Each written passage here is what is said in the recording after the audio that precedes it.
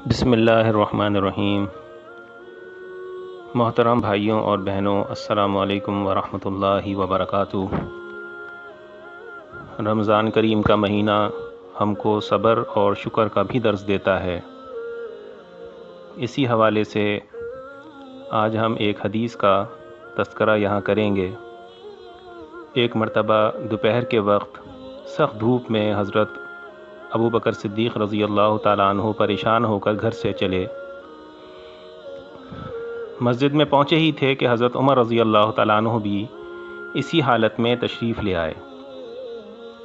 حضرت صدیق اکبر رضی اللہ تعالیٰ عنہ کو بیٹھا ہوا دیکھ کر عرض کیا کہ اس وقت آپ یہاں کہاں تشریف فرما ہیں؟ صدیق اکبر رضی اللہ تعالیٰ عنہ فرمانے لگے کہ بھوک کی بے تابی نے پریشان کیا ہے۔ حضرت عمر رضی اللہ تعالیٰ عنہ نے عرض کیا، واللہ اسی چیز نے مجھے بھی مجبور کیا کہ کہیں جاؤں۔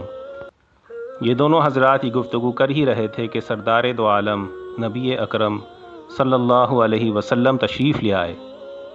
ان کو دیکھ کر دریافت فرمایا کہ تم اس وقت کہاں؟ عرض کیا، یا رسول اللہ، بھوک نے پریشان کیا، جس سے مضطرب ہو کر نکل پڑے۔ حضور صلی اللہ علیہ وسلم نے ارشاد فرمایا، اسی مجبوری سے میں بھی آیا ہوں۔ تینوں حضرات اکٹھے ہو کر حضرت ابو ایوب انصاری رضی اللہ تعالیٰ عنہ کے مکان پر پہنچے۔ وہ اس وقت مکان پر موجود نہیں تھے، ان کی بیوی موجود تھیں، جنہوں نے بڑی مسرت اور افتخار سے ان حضرات کو بٹھایا۔ حضور صلی اللہ علیہ وسلم نے دریافت فرمایا کہ ابو ایوب کہاں گئے؟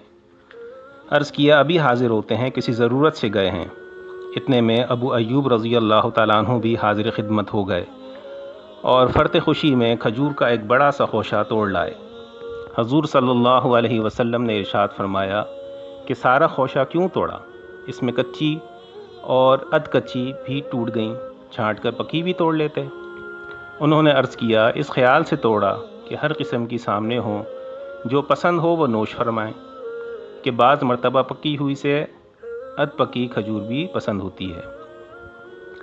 خوشہ سامنے رکھ کر جلدی سے گئے اور ایک بکری کا بچہ ذبح کیا اور جلدی کچھ تو ویسے ہی بھون لیا، کچھ سالن تیار کر لیا۔ حضور صلی اللہ علیہ وسلم نے ایک روٹی میں تھوڑا سا گوشت رکھ کر ابو ایوب رضی اللہ تعالیٰ عنہ کو دیا کہ یہ فاطمہ کو پہنچا دو، اس کو بھی کئی دن سے کھانے کو کچھ نہیں ملا۔ وہ فوراً پہنچا کر آ گئے۔ ان حضرات نے بھی سیر ہو کر نوش فرمایا۔ اس کے بعد حضور اکرم صلی اللہ علیہ وسلم نے ارشاد فرمایا کہ دیکھو، یہ اللہ کی نعمتیں ہیں، روٹی ہے، گوشت ہے، ہر قسم کی کچی اور پکی کھجوریں ہیں۔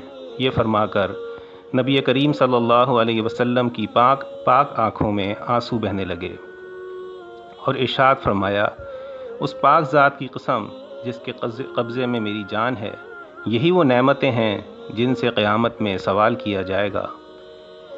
جن حالات میں یہ چیزیں صحابہ کو میسر ہوئی تھیں، تو اس سے صحابہ کو یہ فکر ہو گیا کہ اتنی سخت مجبوری میں جو نعمتیں حاصل ہوں، ان پر بھی سوال کیا جائے گا۔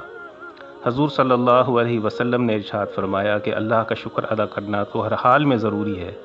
جب اس قسم کی چیزوں پر ہاتھ ڈالو تو اول بسم اللہ پڑھو، اور جب کھا چکو تو کہو الحمدللہ الذی ہوا اشبعنا وانعم علینا وافضل۔